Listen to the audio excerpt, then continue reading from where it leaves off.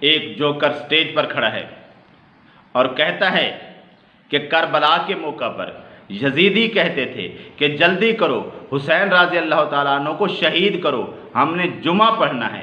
یہ دیکھ رہا تھا نا وہاں پر، وہ یہ کہہ رہے تھے۔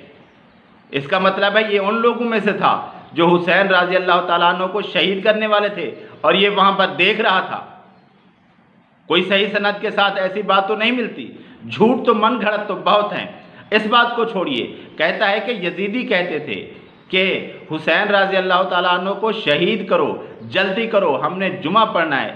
اور کہتا ہے کہ پھر یہ لوگ اب کہتے ہیں کہ جلدی کرو، مجلس ختم کرو، ہم نے نماز پڑھنی ہے۔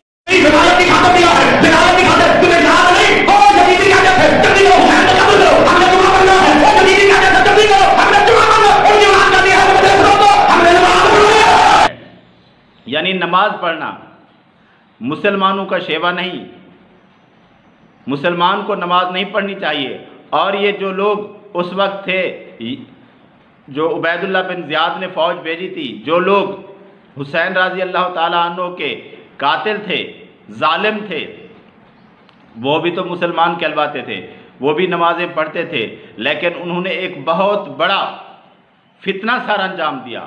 حسین رضی اللہ تعالیٰ عنہ کو ظلم کر کے شہید کر دیا، ایک مظلوم شہادت ان کے ہاتھوں پر تھی۔ تو یہ کہتا ہے، کیونکہ یہ ان کا نام لے کر کہہ رہا ہے کہ وہی کہتے تھے نماز پڑھو، یعنی نماز پڑھنا اچھی بات نہیں ہے، محفلیں سجانا یہ اچھی بات ہے۔ نماز مسلمان کے لیے کوئی اہم چیز نہیں ہے، نماز پڑھنے کی کوئی ضرورت نہیں ہے۔ تم اپنی مجلس سجاؤ، اپنی محفلیں سجاؤ۔ کیا نبی صلی اللہ علیہ وآلہ وسلم اسی لیے آئے تھے کہ نماز نہیں پڑھنی، بس محفلیں سجانی ہیں، ان لوگوں کو کہہ دینا ہے؟ اللہ کے رسول صلی اللہ علیہ وآلہ وسلم نے مسلمانوں کے لیے جو سب سے اہم چیز، سب سے پہلا فرض چھوڑا وہ نماز ہے۔ ایک مسلمان کے لیے سب سے اولین فریضہ نماز ہے۔ تو نماز تو ان کے خیال میں اس گمراہ ٹولے کا شعار ہو گیا، مسلمان کو نماز پڑھنے کی ضرورت نہیں ہے۔ نعوذ باللہ من ذالک۔